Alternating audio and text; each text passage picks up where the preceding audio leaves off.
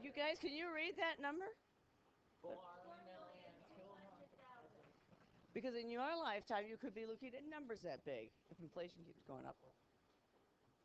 In Egypt, the pound is has so little value that when you go out, you bring thousands of pounds with you.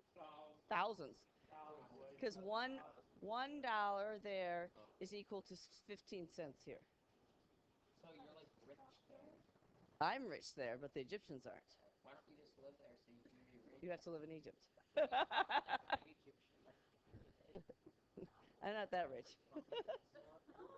No, that's all owned by the government. Okay, do you guys figure these out? You guys know this quarter of a dollar.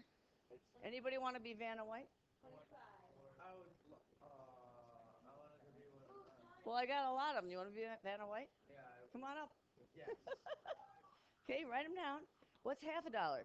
Can't see it when you're Well, you know what 1/4 is and what 1/2 is.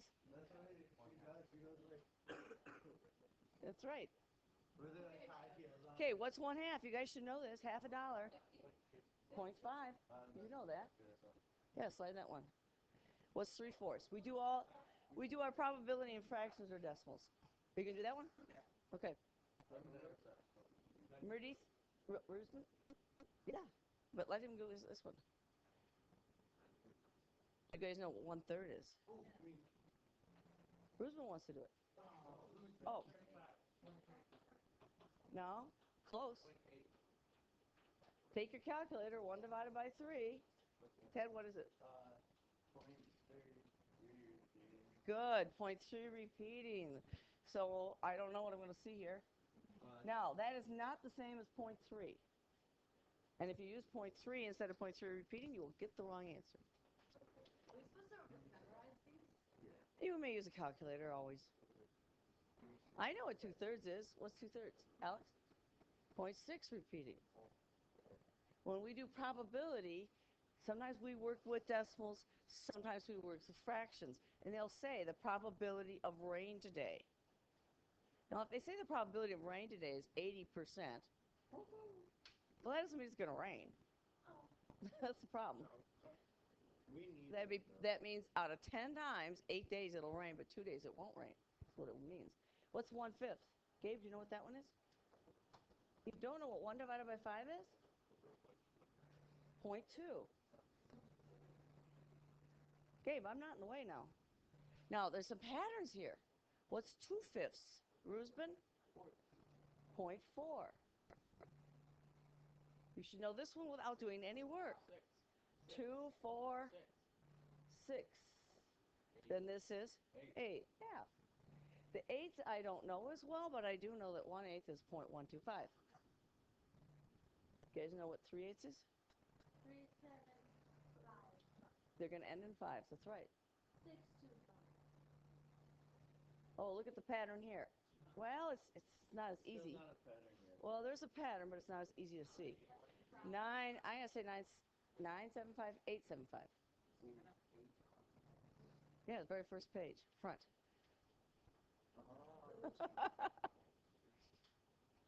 Okay, why do we care about probability? Because people go out and they spend their money buying chances to win things. Well, if you do the little scratch-off things, you need to make sure that you see how many prizes are still left. A lot of people go and buy those scratch-off cards and there are no prizes left. You're just throwing your money away. They always post what's been won so that you know what prizes are left. So when you go buy those scratch-off things, then go and look for the ones that have very few winners already, because then you have a chance. But if there's only one left, did you ever watch Deal or No Deal? Yeah. It's the same thing. You know, they take the suitcases and you basically bet on whether or not there's $1 million behind one of them.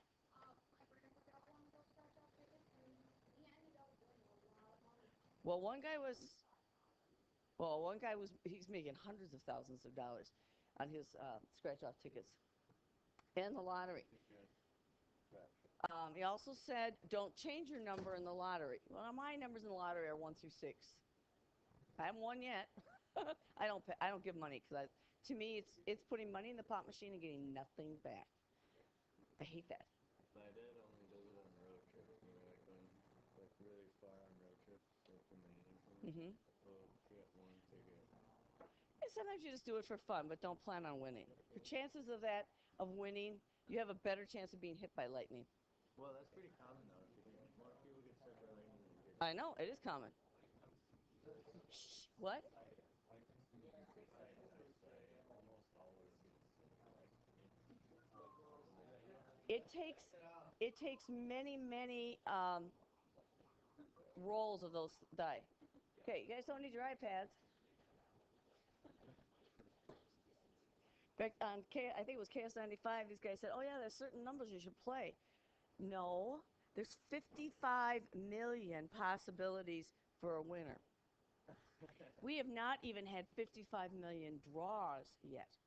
I could roll toss a coin 10 times and come up heads every single time. It could, and I've seen it happen if I simulate that, but does that mean it will?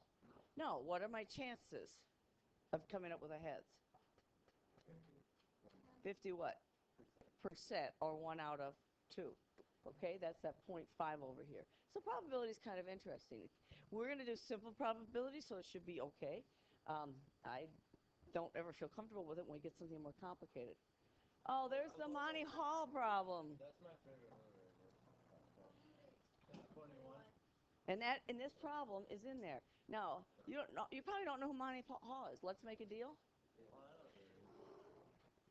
I don't know who runs it now, but it used to be a game show, Paris. Let's make a deal. You come and you go, well, whoever has like a stick pin, and then these people will raise their hands, or else they'll pick somebody who says, okay, you get to play if you have the ace of spades in your purse. So they do like this. And so you bring all this crazy stuff so you get to play.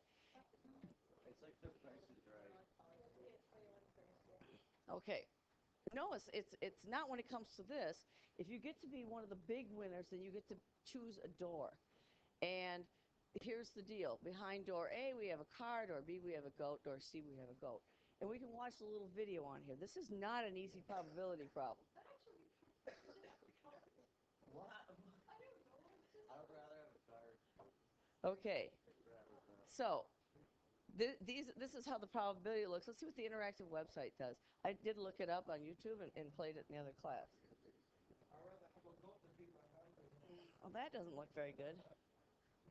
Well, you could have a car, and then you're going to feed your family better because you can sell it. Okay, well, let me look it up because it's kind of a fun little problem, and it's easier to look it up back here. So we'll look up the Monty Hall problem. Now, the question on the Monty Hall problem is, oh, let's do YouTube.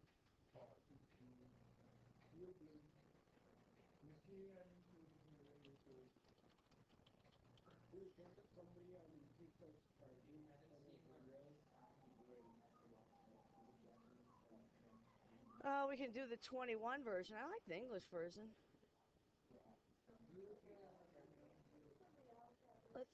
Should we do the 21?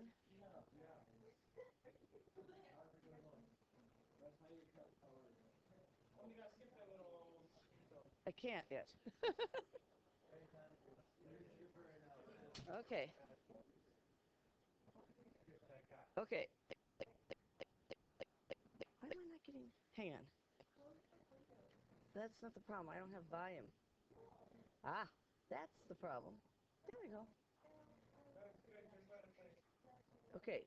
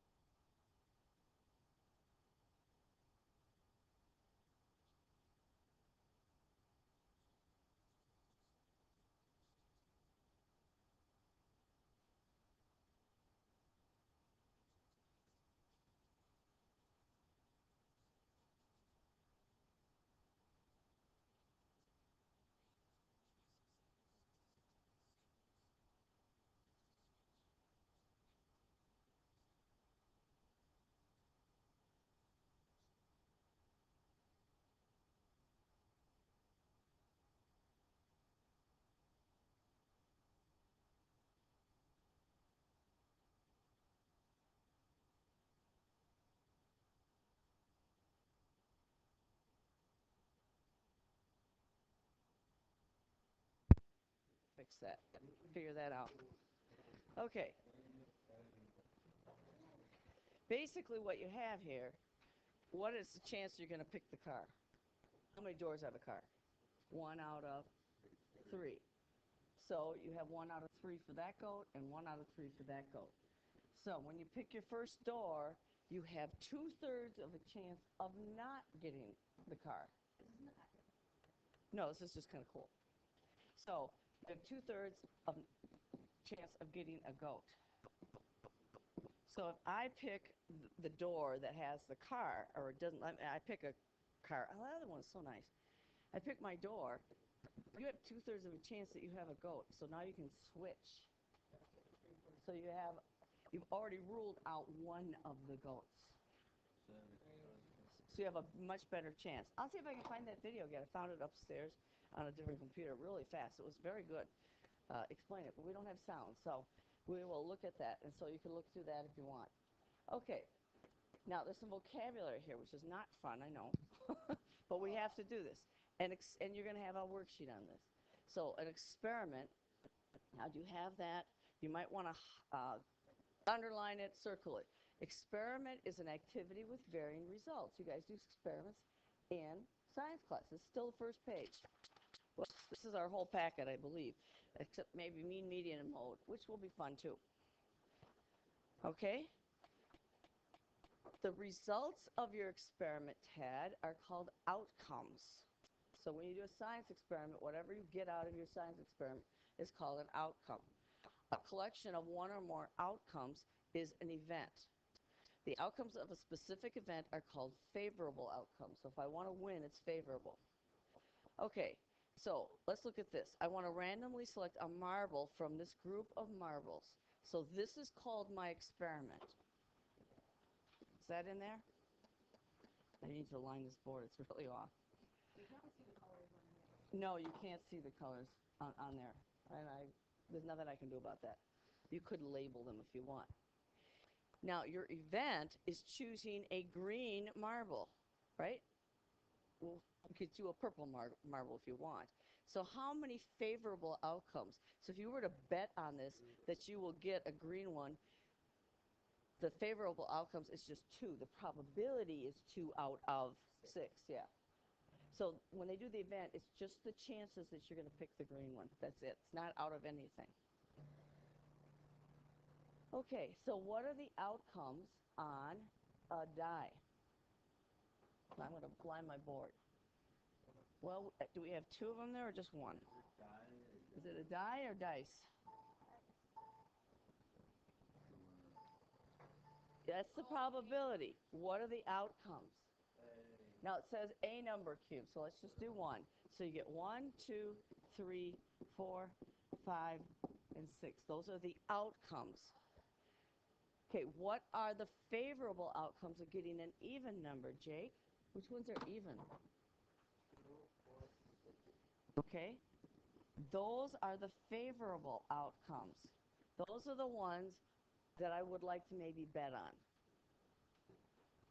What are the favorable outcomes of rolling a number greater than 5? Merdice, do you know that one? What are the favorable outcomes of rolling a number bigger than 5? Which one's bigger than 5? 6. So we're not asking for how many, we're asking for what are the outcomes. That's the probability. The outcome is what numbers are bigger than 5. Do you hear the difference? It's not asking for that. It's asking for the favorable outcomes of rolling an even number. What about rolling an odd number? What are the outcomes? Not what are the chances. Outcomes. The outcomes are the actual numbers that are odd, which are what? 1, 3, and 5. The outcomes are the actual thing that you're looking for. No, these are the outcomes. We'll do a probability. Now, how many outcomes are there? Are there? What are the outcomes? You can get red. What? Green. Purple. You're going to make me spell turquoise? You're right. I think I spelled it right. Or blue. Is that right? So how many outcomes are there? 4. So I may have to have my smart board up for you guys to do the worksheets because you don't have the color. But I also can put it up, and I haven't done it yet, but I can put it up on Schoology. How many ways can you spin a red? 3. See, this is easy. You just have to get the vocabulary. The experiment is spinning the wheel. And those are all the outcomes we can get. How many ways can spinning not purple occur? Not this one, so there's 5. Probability is counting.